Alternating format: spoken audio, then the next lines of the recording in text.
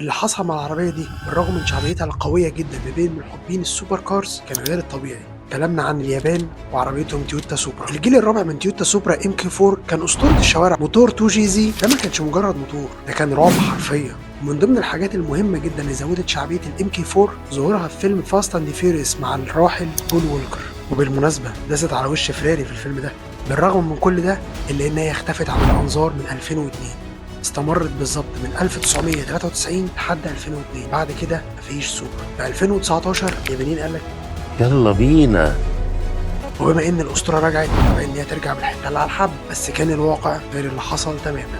الاسطوره رجعت بس المحرك من بي ام دبليو، الشاسيه كمان من بي ام دبليو. فمحبين الاسطوره على مر العصور ما كانش عندهم غير رد واحد: انت جايب لي سوبرا ملبسها فستان بي ام دبليو. وما كانتش عاجبه حد تماما. بس في الحقيقه السوبرا الجديده وهي بمسمى ام كي 5 هي عربيه جباره بنفس اداء ونفس روح الام كي 4.